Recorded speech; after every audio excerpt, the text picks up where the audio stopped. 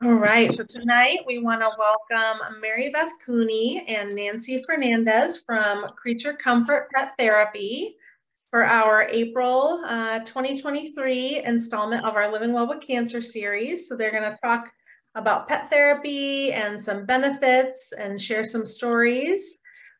So Mary Beth and Nancy, I'm going to hand it over to you. And if in the meantime anybody has questions, you can raise a hand or pop it in the chat and we'll kind of go from there. I'm going to ask everybody to mute if you can, and if you can't, I will mute you just so we cut down on background noise. All right. Okay, I'm going to hand it over to you two ladies. Thanks so much for being here. Thank you so much, Jen. So I'm Mary Beth Cooney. I'm Executive Director of Creature Comfort Pet Therapy in New Jersey. And we have Nancy Fernandez on the phone. She is our scheduling coordinator, which will make more sense as we go along. She schedules all the visits of our pet therapy animals into the facilities that we go to. So I'm going to share my screen and then set up a show here for you. Let me do that. And I just have to get my show to open up again.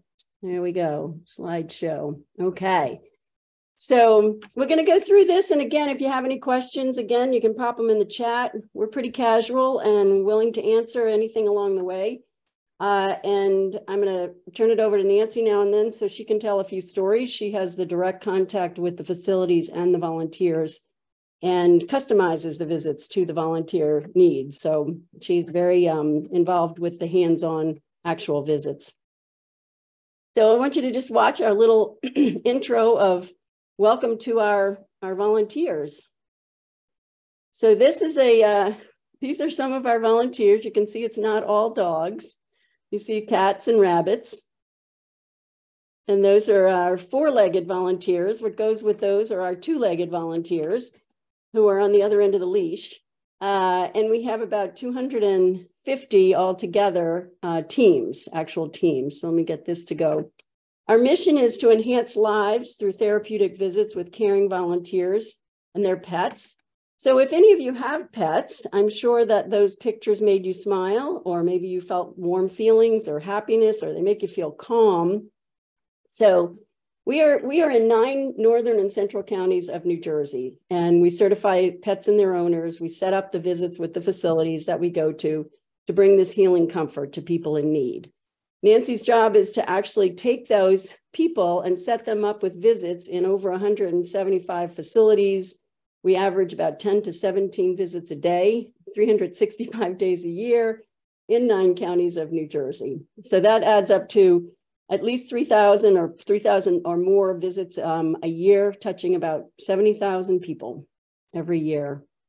So what is pet therapy actually? And it's pretty much what you feel when you hug a pet. It's a response that happens between a person or interacting with a calm and loving animal. And these are all going to be pictures of visits that we have done. It so happens the one in the middle here is my little puppy Kobe. So that's a couple of our visits. There are 3 types of support animals. You probably know more about service animals. Service animals are the ones you see who will often have a harness of some kind on, certainly usually maybe a vest of some kind. And what we know about service animals is do not go near them when they're working. They're task-oriented for the individual with the disability of some kind. They function like a piece of medical equipment for the owner. They are by law allowed in public places. Then on the other end is emotional support dogs. They are basically, they're just helpers. They're helpers for their owners. They can be helpers at home. Some people take them places, but they aren't allowed legally to just go into places. They're not official service dogs, but all of us, I would say, have our own support dogs, whoever they are. So therapy dogs, on the other hand, are very well-behaved, loving pets that visit with people in facilities with their owner, so that the pet and their owner are actually out there to help other people. So that's not necessarily for any kind of disability of the owner, but it's more to help other people. They have to be invited and scheduled. They're not allowed by law to just go into any place, whether they're wearing a vest or anything else. They are not allowed by law to just go into a place without some permission of some kind.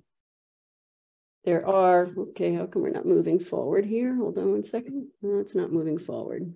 Okay, let me see if I've got any other way to get this to happen. What just happened? All right, we're stuck. The slideshow just decided it would freeze or something because it's not moving forward. Let's see if I make it smaller again, if I can get it to come up again. Hold on a second, I'll try it again. Okay, so there are two types of pet therapy. Animal assisted, which is AAA, basically that is your everyday visits. We're just visiting people to help them. Animal assisted therapy, animal assisted activities. Animal assisted therapy is actually inclusion in a treatment plan. So it could be with a occupational therapist or a physical therapist, and they're actually in part of the treatment plan where they take some particular task and ask the person to do that with the animal, so that it might be that the person opens their hand, a person who's had a stroke, they open their hand to pet the animal, or a person who needs to get up out of a wheelchair and begin walking, they will walk the dog or or walk alongside of the animal. There's so many benefits. Excuse me, if you read this list, this is just some of the many, many benefits of pet therapy.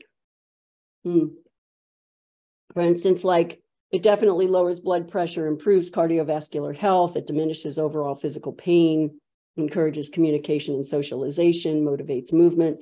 In general, it just lifts people's spirits. But why does that work? Well, first of all, there's two organizations that are doing studies on this routinely. I actually get their newsletter every month, and there's a new study in there every month. They're calling it the Pet Effect. And the two organizations are Zoetis, which is a pharmaceutical company for animals, and HABRI, which is the Human Animal Bond Research Institute. You can see by this, what they're saying is they're finding the science behind the feelings. And I mean, they're finding the facts behind the feelings. That's what science is doing. So you can see in here, reducing depression, the same idea, caring and lowering anxiety. That's all what's happening in the brain with this outline of a pet, you know, kind of overlapping the person. Uh-oh, we're not, this slideshow is not liking us tonight. Okay, what is it doing? Can you hear the clicking? It's freezing. I'll try it again. All right, maybe if I don't want to go from just here, because that's going to be awkward, right? And if I do that, let's see what happens if I do that. Let's just see. I hate to do it this way, but let's just see if it works better. Is that still seeable, Jennifer? I mean, yeah, okay. You can see it fine. Okay, unfortunately, that's not the loveliest way to do it, but we know that it'll keep moving. So humans have needs to be needed, to be touched lovingly. I just want to also say that the animal on the left is a rabbit. Just so everybody knows, most people can't tell that's a big Angora rabbit. So that's a huge animal, but it's also very long-haired, and you can see how fluffy and cuddly that would be. So what happens when the animals are doing this, again, you know, there's an actual physical response. And the physical response is basically producing oxytocin. So it produces oxytocin for people and the pets. It's a wellness chemical that floods the body from the brain. It's a social chemical that rewards us for wanting a connection, wanting to belong to a group. It was essential in early mankind because certainly isolation did not help them to survive. It still doesn't. We just went through that. So all of us just went through COVID, which was a lot about isolation. And we do definitely know that isolation is not a healthy situation for people. We need to be with other people, and we need to address that. And so belonging to a group and survival is part of what this is about in animals and pets producing that oxytocin for us. So the needs that we as Creature Comfort address are stress relief. This happens to be, we relieve stress for the individuals who are actually the staff, for instance, on the left, or the staff of a hospital. We do a lot of college de-stress, which is, in fact, Nancy's going to talk about that, I'm sure, in a minute, how many we're going to do for the spring. There's plenty. We de-stress the colleges at the end of the year when they're in the middle of exams. We also work with health and healing, which in this case, again, a hospital visit on the left. On the right is actually a hospice visit. And we will do hospice visits on call when they're needed and help the family and the patient themselves. So those are also very important visits we do. We have special needs children. We work a lot with autism. When we go into a school, we ask that they help us to find and use our visits for special needs children in the school, because that is effective. We would rather do that than just sort of visit, with one huge group of children somewhere. It's more effective to be that and to also be consistent. So oftentimes we'll have the same animals going back, especially with autism. This is a fun one, Reading Buddies. It's actually a national program. Reading out loud improves skills, improves literacy. And so that you're working with a non-judgmental listener who is perceived to be listening. I said that in one visit, and one of our animals happens to be a woman who has a very excellent therapy dog. She was in the back and she said, he's not perceived to be listening. He's heard the story so many times, he knows them by heart. So he knows the story better than the child reading it. So basically it calms the reader down, and it lets them, be confident. And so they remove their shyness and they improve their skills by reading out loud to the animal. Mental health, of course, we work with Alzheimer's. Again, another place where sometimes it surprises the nurses or the caretakers that when our dogs return and they're the same dog, that the Alzheimer's patient recognizes them. They may not recognize the person, but they recognize the animal. So helps with loneliness and grief. The dog in this picture happens to be deaf, and Oreo has been in a nursing home where there was a deaf woman who, was not obviously she was not in a very comfortable position. She didn't like being there. She wasn't speaking to anyone. And she found out that Oreo was also deaf and had a nice sign language conversation with him. He recognizes a lot of signs. And at the end, she signed, "I love you," and he came up and licked her hand. So she was smiling after that. We go to probably at least 30 nursing homes. Family wellness is another one between food insecurity and homelessness. And we also work with a group who are a family center for the safety of domestic abuse, families who have experienced that. And we go to the prosecutor's office, where we are the people who come in with the animals to calm the children down before they have to be interviewed about what either they observed or they experienced. So educational presentations like this one.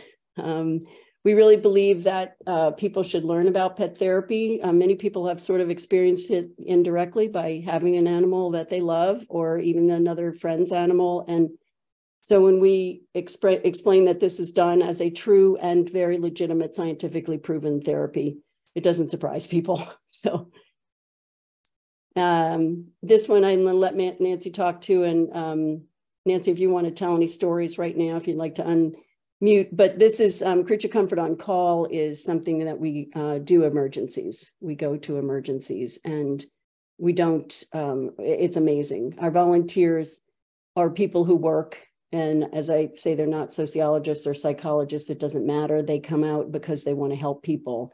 And so they can often, it's amazing if Nancy puts a call out for a need for an emergency visit, we oftentimes will get a bunch of people the very next day. I don't know how they do it sometimes, because of the fact that many of them have a regular working job during the day.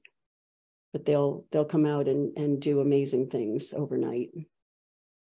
It's just vermin. Yeah, it is amazing, because when you hear about a sudden death of a child or a sudden death of a teacher, and in your insides, you just feel like, oh, I just wish there was something that I could do to help. And then they get the email or the phone call from me saying there is something you can do to help if you can get your dog there. And I'm just amazed that people will take the day off from work. They'll take a half a day. They're fighting to get in there to do whatever they can to make people smile. The spring break just ended, so Monday morning kids were coming back after a vacation, and we had therapy dogs there because they were learning about the loss of one of their friends. So we do a lot. It's very touching. Yeah. And oftentimes the school will think that they're going to have us, just the one day, and then they'll call each day and say, can you come tomorrow? Yeah. And we'll end up going for a full week at least, just to keep up with all the different kids and the different, everybody, the teachers, everybody. So, and And Nancy, can you tell them a little bit about when we go to Mountain Valley for the emergency workers, the 911 dispatch, right. Mountain Valley Emergency Communication. And I think there are 5 or 7 towns that every town used to have their own dispatch. I don't know what it's like in your area, but they used to have their own dispatch at the police station, and they've kind of changed that. And now they have one dispatch center, and the calls all go into that one dispatch center, and there's screens all over the wall, and there's ambulances and police cars, and it looks like video games everywhere. And they just get call after call after call. So we go in there and we de-stress them, and they lay on the floor with the dogs, and someone picks up their call while they're playing with the dogs. We go there a couple of times a month. It's a 24-hour day, 7 days a week. Yeah. Yeah. So again, and we're doing visits 7 days a week. So, you know, somehow, I mean, we can be available as needed, but some of these are something like the prosecutor's office or this, you know, sometimes they're just a very short notice. We don't know when we're going to be needed. So we try to accommodate all of those. Most of our visits are scheduled and at the same time every week or once a month. So actually, this is what we did during COVID. I'm going to let Nancy talk to this one too, because it actually worked. I mean, we did during the transitional period, we did virtual pet therapy. Now, when we first brought it up, someone asked us right in the beginning, we said, that's not possible. We can't do that. What is that going to do? Anyway, I'm going to let Nancy talk to this one too, because it worked. There were a couple of good ones. We had some libraries where the kids would just sit and read to the dogs over the computer. We had teachers who would call and say, our kids are just sick to death of Zoom. They're just all zoomed out. And we thought, well, if we have a therapy dog on, all of a sudden they're turning on their cameras and they're leaning in. We had one inner city school where the teacher's job, the woman's job, was to have a check-in with every single middle school and high school student during the pandemic. And they would log on to Zoom, but they wouldn't turn their camera on. So we decided if we had pets on, we will see how many come on and how many turn their camera on. And the first week there were maybe 3 or 4, and then I guess word spread, and we had about 20 by the second or third week. It was really great. So she was able to, after we did the pet therapy, she was able to check in with each of the kids to see how life was going. We also had some of the dogs are very well trained. So we had cards with answers, and the kids would ask a question and we would have the dog point to the answer, or they would point to the question and then the teacher would read the question. So we tried to get as interactive as we possibly could for these poor kids that were on Zoom every single day.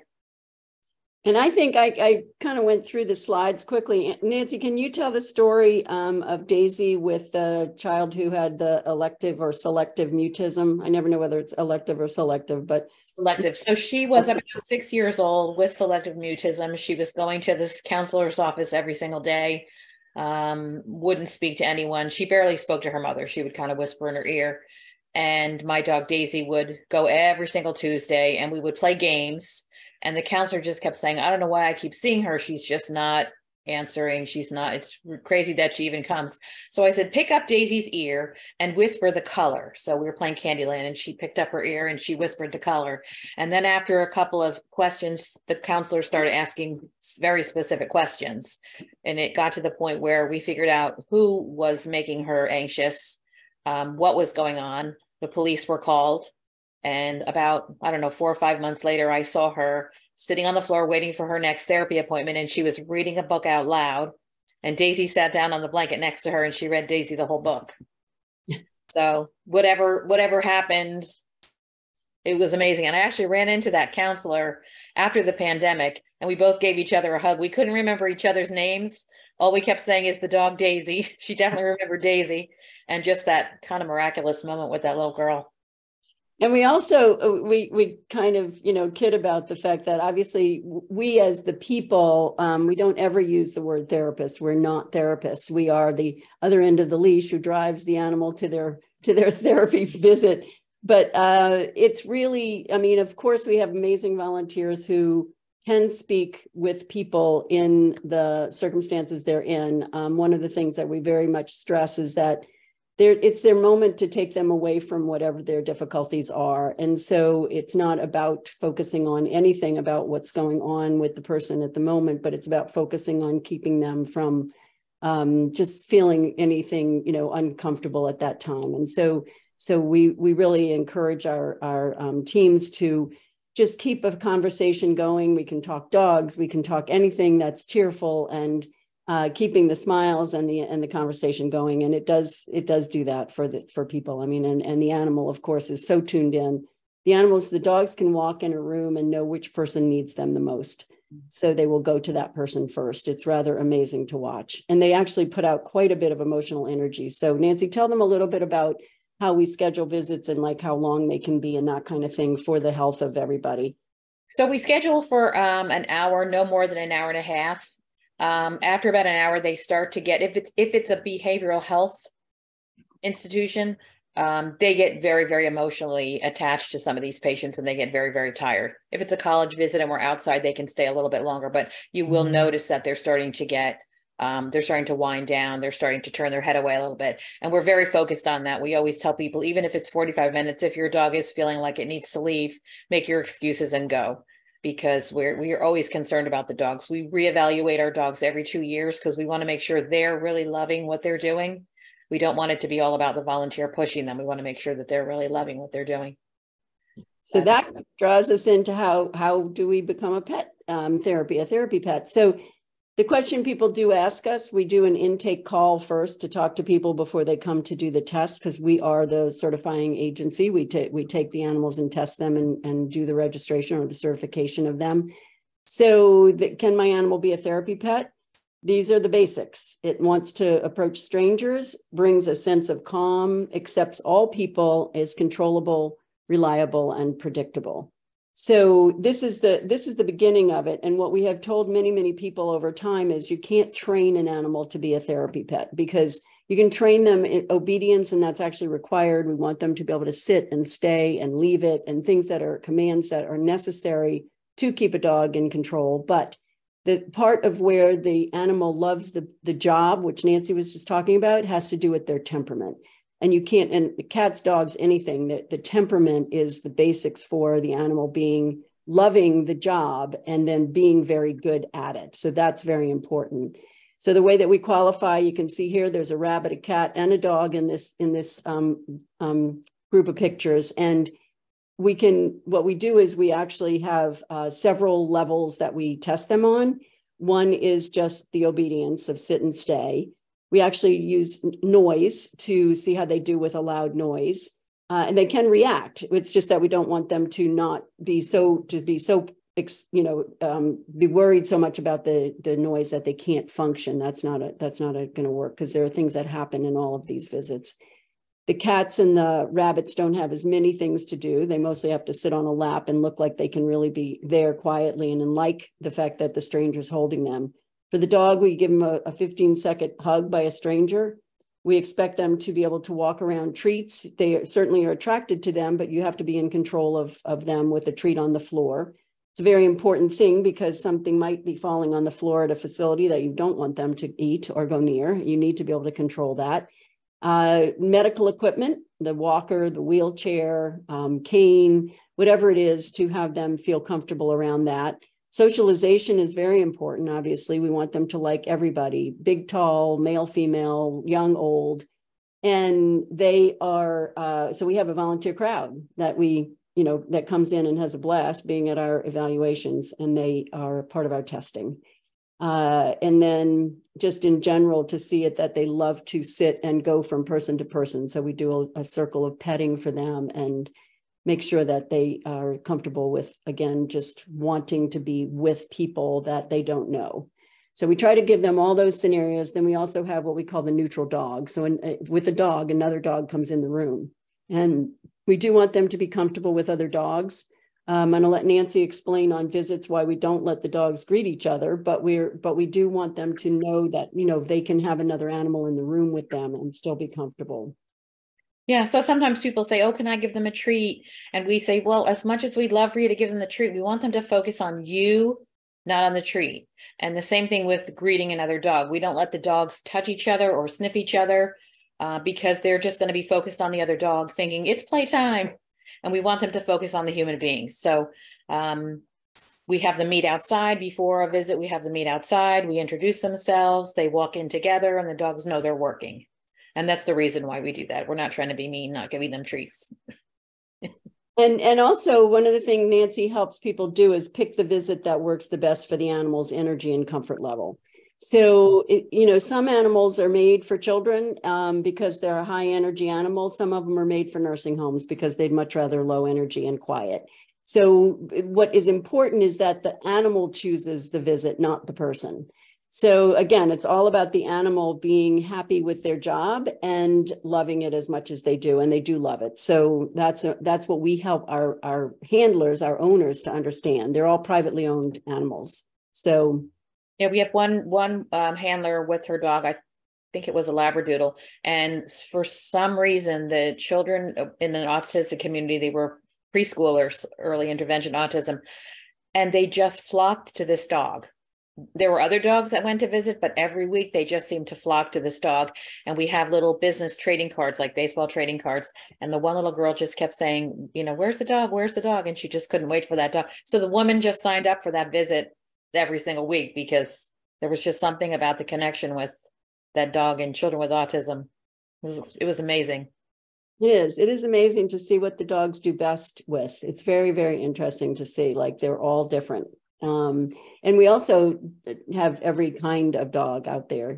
I kind of kid about the fact that we have dogs that are the size of the mini pony. By the way, we have mini pony and goats, and we've had rabbits, guinea pigs. We've had a few ferrets over time, but we have dogs as large as a mini horse. And then we have little tiny dogs. And they're everything from purebreds to rescues, many, many mixes. I kind of kid about the fact that we have the dogs that sometimes aren't allowed in apartment buildings, like Rottweilers and pit bulls and German Shepherds. I mean, they all can be therapy dogs.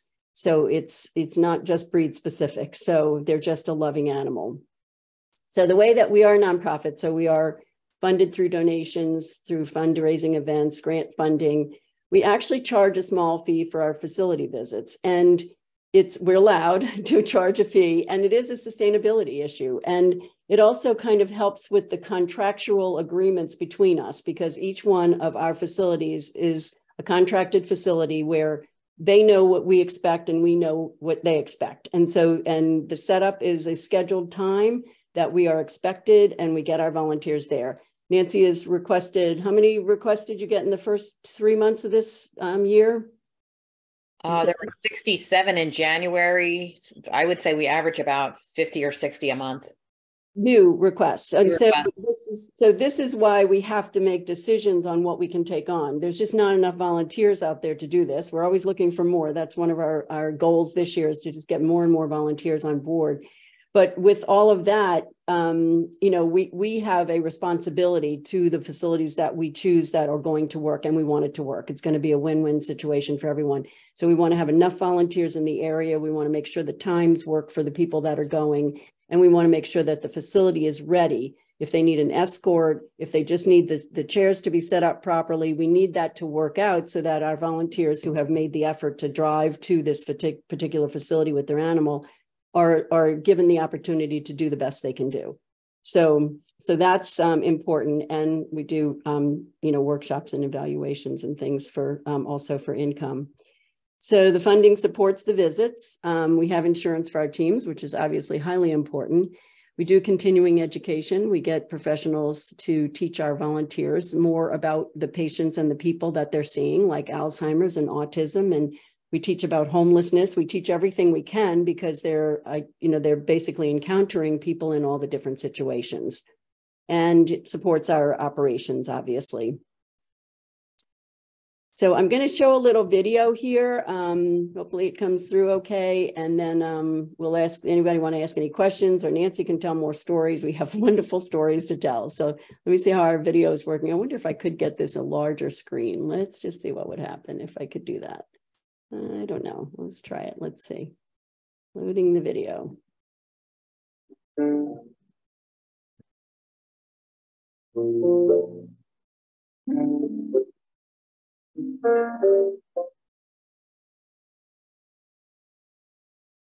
Cold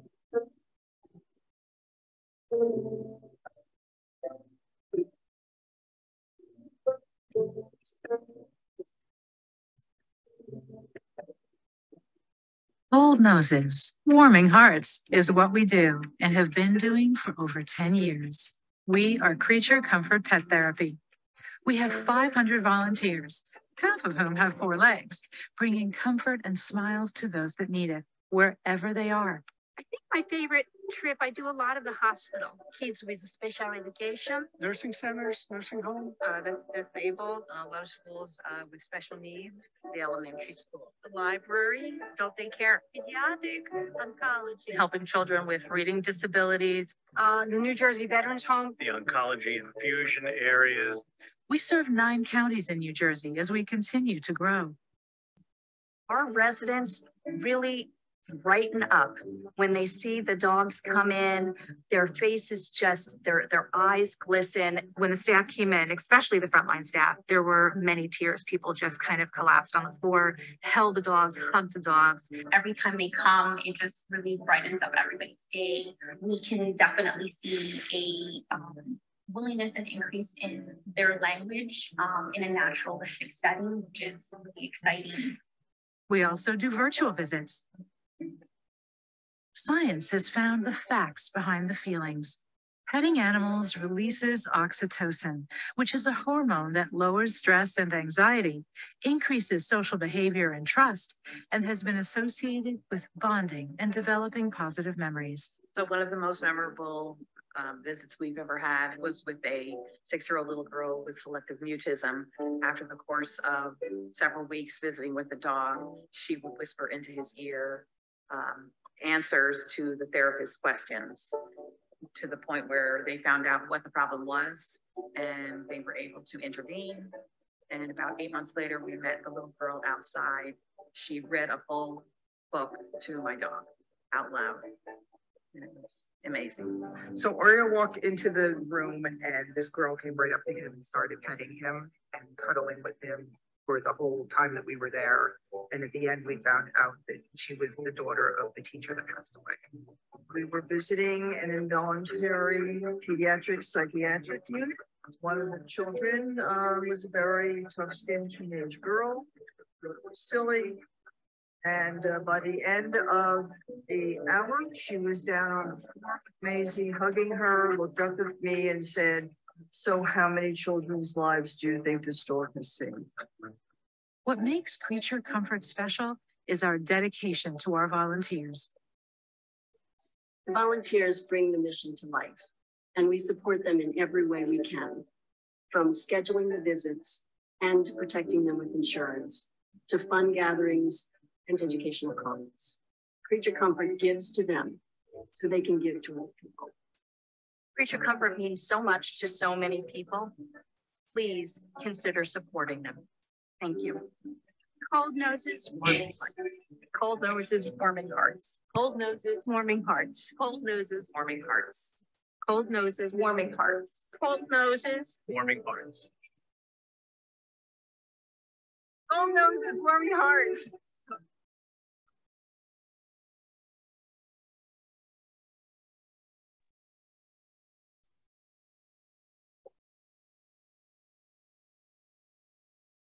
Get that? Oh, still doesn't want to go. So that's our little video. That was actually made by a college group who was doing oops, sorry, it's going to start again. I got to get the off of here. There we go.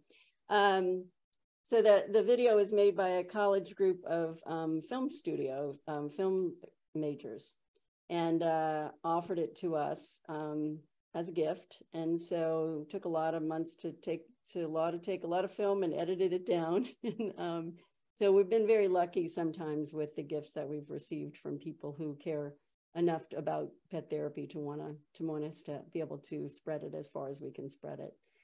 So I'll stop sharing. That's our video for tonight. And anybody want to ask any questions, or if there's any other comments that Nancy would like to add to it, because there's so many stories out there. So yeah, I think like Mary Beth just said, we try to keep it all about the pet. People are going through all different kinds of situations, and for just a couple of minutes, we wanted to just be about the pet.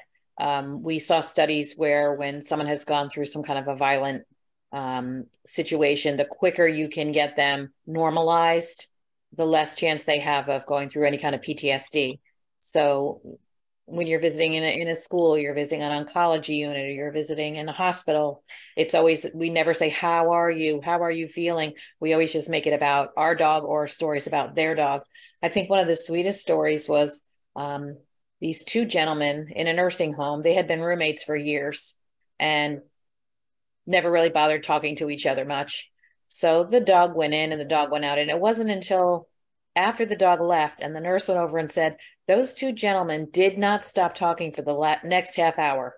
They were going on and on about their childhood dog and their neighbors' dogs and all kinds of stories. And they don't remember them ever sitting and speaking to each other. So little things like that we don't always hear. It's kind of behind the scenes. Or the awakenings where you go into a dementia unit and all of a sudden, we hear it all the time. All of a sudden, someone will start talking to you about their pet and childhood stories, and the nurses gather around and say, we haven't ever heard his voice. And he's telling you stories.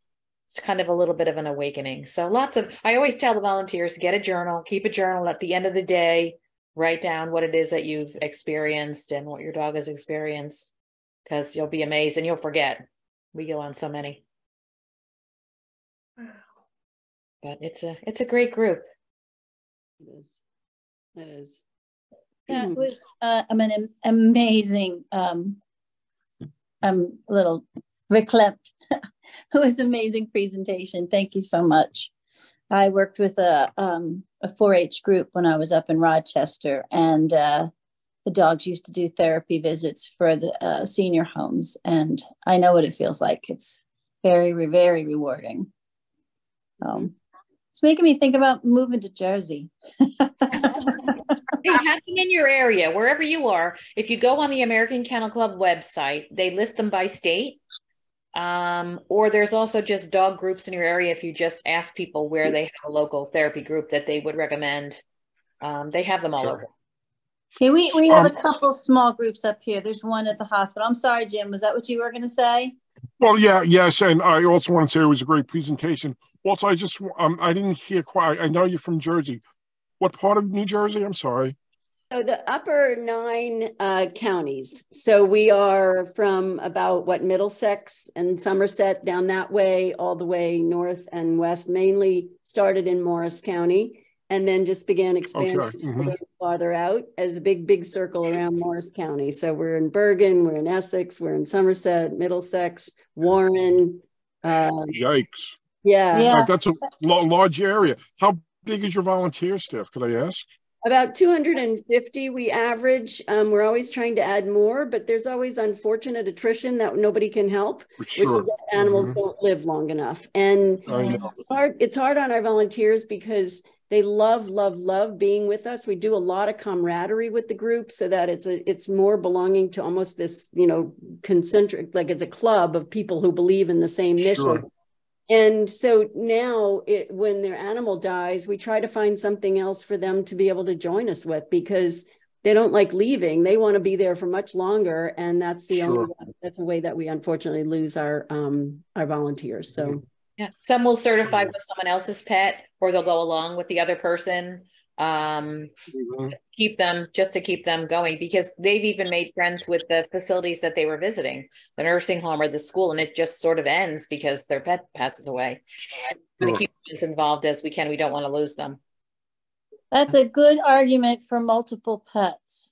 Yes, it is. There you go. And we have that too. We do have people with multiple certified pets. Your area is what a lot of New Yorkers refer to as Southern New York. Yes, I've heard that. Also, some of it is sort of the bedrooms of New York. I live on the train line, so it's that kind of thing. But we are mostly in those 9 counties, and it's always, the demand is much higher than we can meet. So we're always looking for more pet therapy organizations to spread it. We did just find one in a little bit more South Jersey that we feel has that same standard that we have. And so we're happy to have the ability to refer to them. We just can't be everywhere, but we're in huge demand, that's even more so after COVID. And after COVID, the calls that we're getting are much more difficult than they were before. Yeah. Sorry to hear that. Is your criteria, I mean, is it first come, first serve? How do you, how do you pick who you're going to visit? Nancy? Okay, so we get between 50 and 60 requests each month. We have some that are just recurring. And so we have, I got you, okay. We have teams that will adopt a school. They'll go to the same school once a month or twice a month, or they'll go to the same nursing home once a month or twice a month. And then we have one-time visits. So it might be a teacher passed away at a school. Can you come and be there? Or corporate visits. Sometimes they just have a corporate distress. May is Mental Health Awareness Month. So we're getting all kinds of calls for Teacher Appreciation Week and come and help our teachers, and Nurses Week and one-time visits. So we can absolutely, so we put those on the calendar. And because we have volunteers all over that part of New Jersey, they will pick what's closest to them. That dog is adorable. Some will travel quite a distance. And like if we have an Amazon, sometimes we go to de-stress Amazon employees. Those are always fun. And people will drive an hour just to get to that Amazon so that they can go and do that visit. We only would say no, Jim, to visits that are just not going to work. So we want it to be a win-win situation. We want the ability to make sure that we have enough volunteers to do it. So Nancy makes a judgment call when she gets a call or an email or a form. They fill out a form. And if it is really too far out of our range, that's a no. And we don't like saying no. So we're kind of happy when it's an easier no, like it's like, oh, good, they're so far away. That's a no, because we don't want to say no. And so, and then there's the fact that maybe we really have had, maybe there's 5 nursing homes in this 2-town area, and this is another nursing home. And we just know that's not going to be that successful because there's a bunch of other ones for people to choose from. And we really have to be careful of balancing everything that we offer because they are volunteers and they get a choice. I mean, they can choose where they want to go. And as I said, it's really up to their animals. We need the animals in place that work with that particular constituency. So yes. So there's plenty of decision making and making sure that things will be successful. And I mean, we have a huge, very good percentage rate of making the visits that we put on the calendar. So that's amazing because there's, 8 or 10 or 15 on the calendar a day. Yikes. So that's good, but the business is good. That's great. That's got to feel very rewarding. It is. Do you know where we are? We're located. We're located in Ithaca, New York, by the Finger Lakes, a very, very pretty area. Nice to come visit. So if you or any of your volunteers visit with your puppy, let me know. And certainly we'll invite you in. Okay. We are where Cornell is. And so most people have heard of Cornell. Right. It's a very pretty area. I would think there would be some groups there. So it's interesting. I feel like the East Coast sort of understands pet therapy so well that, it's definitely, its name is understood. People understand what it is. So, yeah. But yeah, we're definitely finding that I love this one. What was that, Nancy? 3 weeks ago or so, we suddenly got a request from a CPA firm because it was tax season. That's funny. That's cute. And they requested, and then Nancy tells me that's I'm sure they were stressed. It was like it went out on the airways, and suddenly we were getting these CPA firms requesting a de-stress day. Do CPA firms, are they on Instagram or they have their own Facebook page? Because it seems to be spreading. They all need us. So, that's funny. A lot of CPA firms. Well, they changed a lot of the tax laws, and what I had heard was they were probably dealing with people who were upset that they were getting a lower refund because a lot of people were expecting what they had gotten previously, and it's much, much smaller this year. So they were trying to warn people. So I can understand the accountants being stressed if people are yelling at them. It's just so funny though, because we really, I mean, we go to corporations, you know, I mean, we do that, we go to businesses, but you would, again, naturally think of schools and hospitals and nursing homes and mental health. And that is majorly what we do. But then I don't think we've ever been requested for a CPA firm before. So we were like, I had 3. We had 3 in a row. So you just never know what's gonna pop up. But yeah, and you adapt to each thing that's needed. So, you know, and there's, you know, obviously volunteers who are willing to do it. But they are amazing people who do this. So, I mean, giving up their time, a lot of their time, many of them go out as often as they can. Good girl. So, I think volunteers in general are amazing. Yes. Yeah. Volunteers are they're just a different breed. Yes. No pun intended. Pun intended. We use a lot of terms.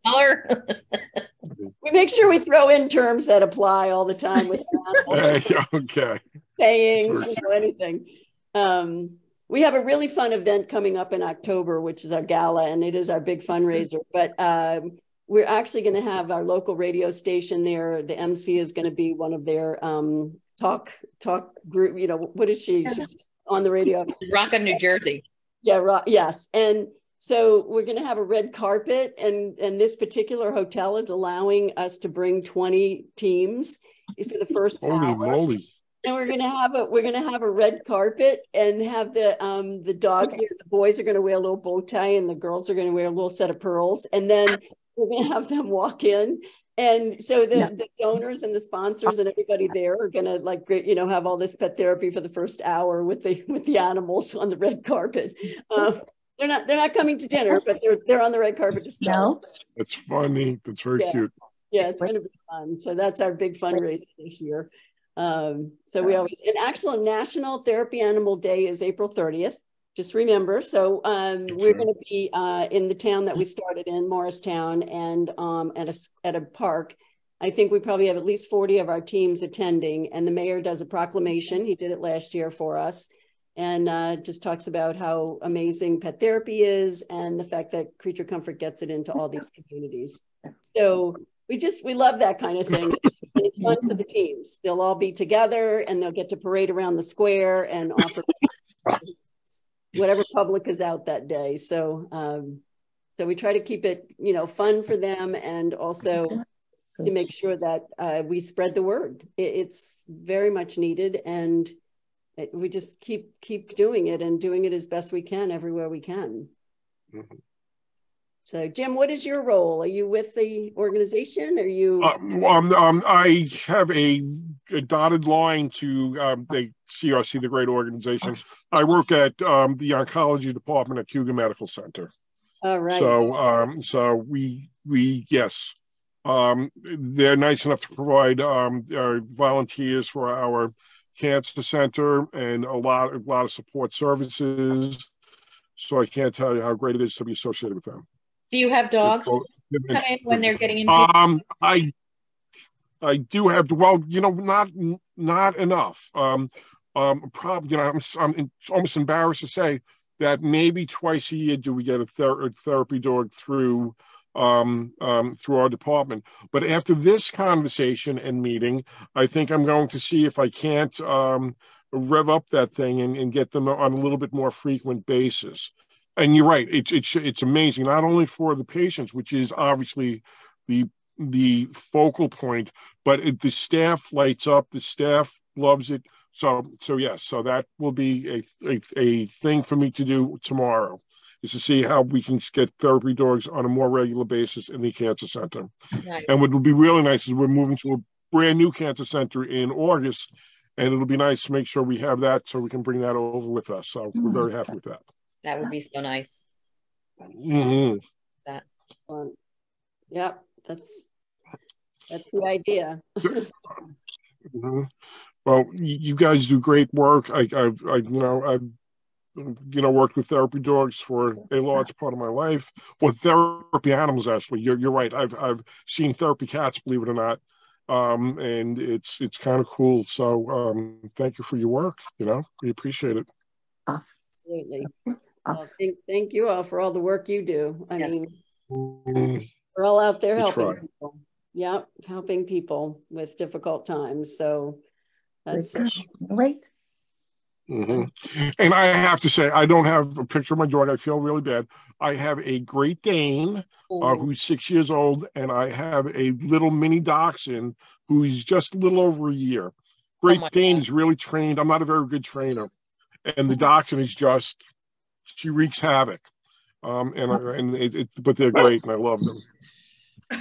We have a therapy team that has 2 Great Danes and 2 Chihuahuas. Each dog has their own Chihuahua.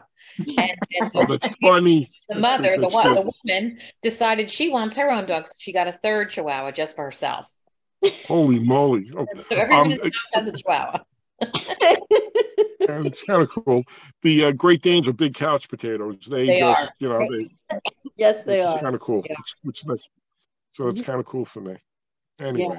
Yeah, they're great animals.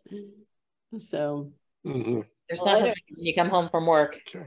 I think, Kim, you're going to have to work on this one and find a space for you're going to have to find the group to be a therapy dog with. Yeah, my like I said, maybe for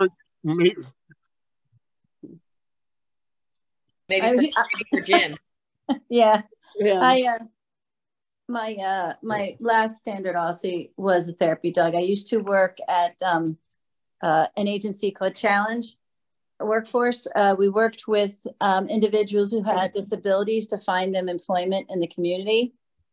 And some of the people we worked with had very severe disabilities, and I took the dog into work every day. And listening to your stories reminds me, I had one young woman who was my client, and they had these group meetings where everybody who was a part of the support team would come to the meetings on a quarterly basis. And I was late to the meeting because I'd had another meeting, and my dog was in the office. So I'd asked if I could bring the dog in. Her name was Bella. So I took her into the meeting, and there were about 8 people in there. She had never met anyone in the office before in that meeting. And she kept going around to the participant, the client, and sitting next to her. And then she would get up and walk around and sniff everybody. But she kept going back to this young girl and sitting next to her. And after the meeting, her, I forget what position the person was who came to my office and thanked me for coming to the meeting. And I said, well, it's my job.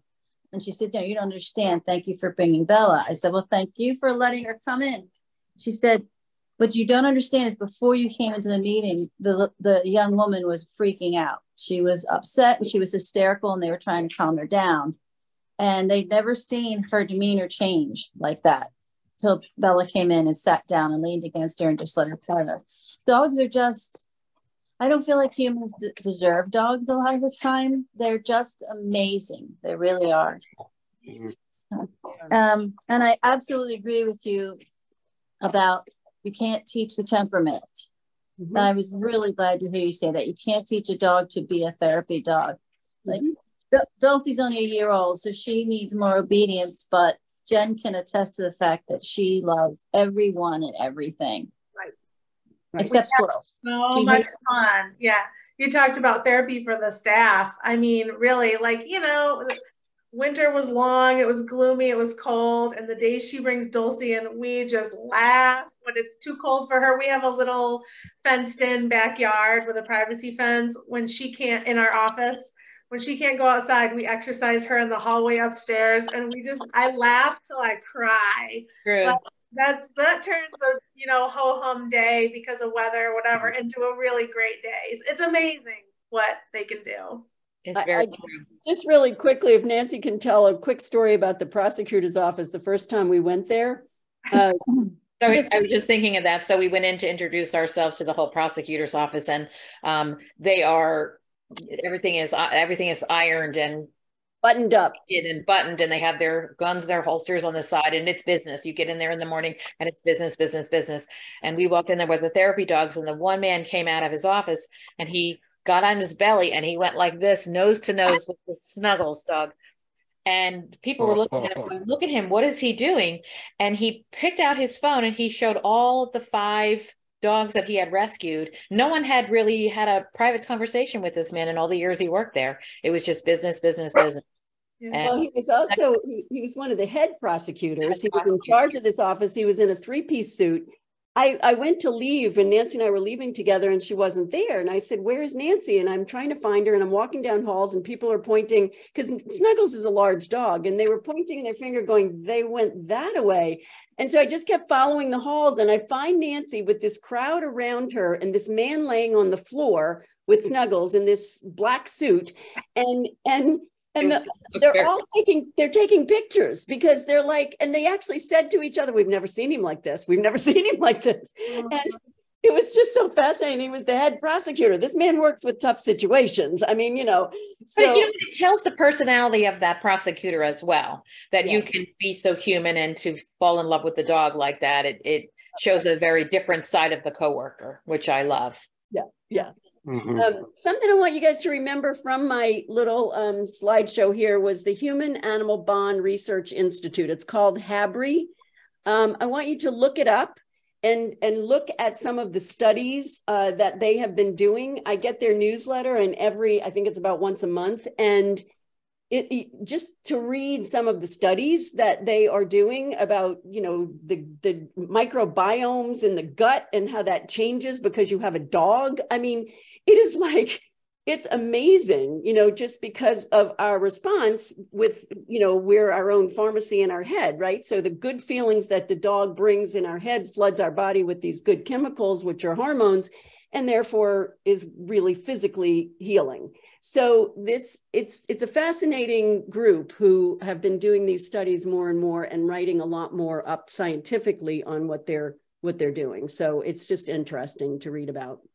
They have wonderful videos too, very cute videos. Oh yeah. Yeah. They have actually very cute joking videos of, why you need dogs in your office or why, it's the dog effect, Pet effect is so cute. The pet effect, like what should be in and they have one for cats and one for dogs. They're actually really comical. It's done after, under the that show The Office. It kind of that's not online. I don't think it's on anymore, but that's kind of the genre of their approach with these little videos. Yeah. So what was the acronym again? Human Animal Bond. So you know what the letters are? HABRI, Human Animal Bond Research Institute. Thank you. Nancy's story reminded me of when I began to navigate the dog world. One of the most interesting things to me is dogs break every diversity barrier there is. There's all kinds of people who own dogs. It's a thing that bonds humans no matter what you do, no matter where you come from. They don't care what you do for a living. They don't care what you look like, what you smell like, anything. They just will love you unconditionally. And I just think that's a beautiful thing. I had a plumber here yesterday and he was leaning down and Snuggles' big head was in there. And I said, you know what, we should just get you one of those caps with a light on it. So at least while you're standing there, you can help the poor guy. He was right in there in his business. We had a woman present on, housing insecurity, basically homelessness. I never know if I'm using the right terminology. And she had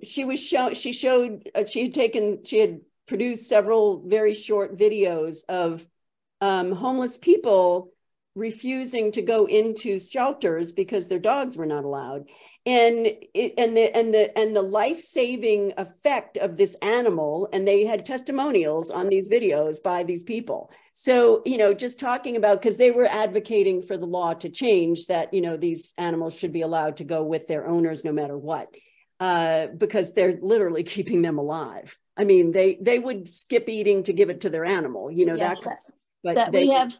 because we have Cornell Vet School. I know quite a few of the people who work up there and some of the vet students, and they go down to, we have an encampment in the city of homeless people, and they go down there to try and inoculate the dogs and stuff. And they reported that the people down there with dogs take better care of their dogs than they do themselves. Yes. Yeah. I think we all do. Yeah. True. That is true. I mean, well, I mean, even though we're all doing these jobs to help other people, we sometimes get stressed because, we're trying to make it the best way we can. And meanwhile, our dogs are, really just learning, helping us along the way. So they definitely, they try to take better care of us than we take care of ourselves.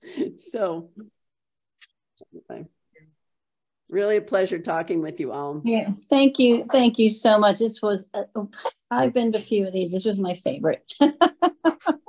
Jen does a great job getting people to come to our presentations each month, but this was my favorite by far. Good. You know, just curious, because we do our online educational kind of gatherings for them.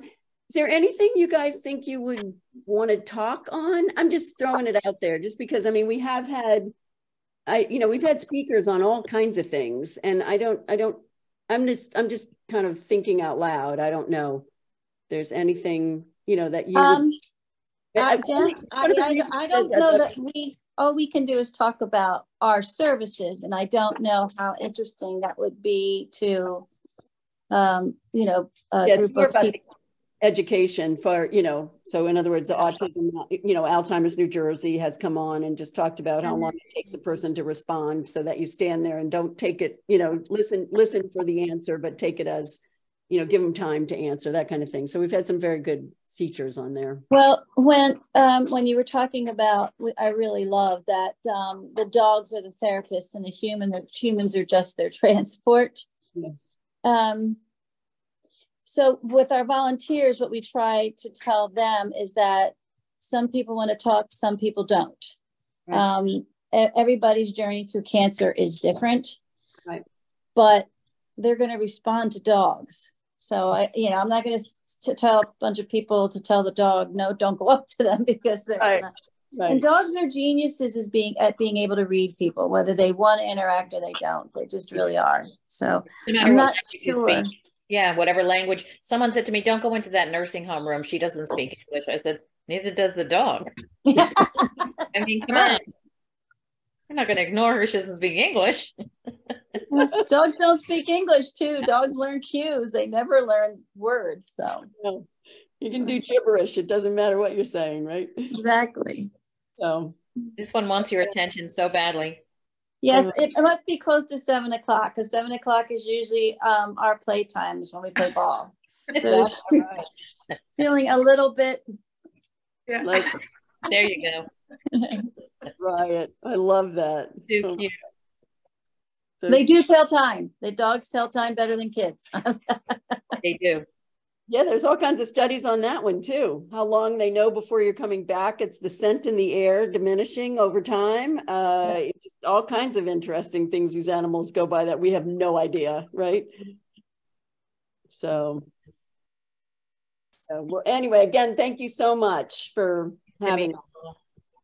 Thank you guys so much. Yeah, Jim, thank you for logging on too. Yeah. Thank you, now. Good night, everybody. Good night. Well, have a good night. Thank you so much. Okay. Bye-bye. All right. Take care. Bye-bye, Kim. Nice to meet you. It's nice to meet you. Take care. Bye. Bye.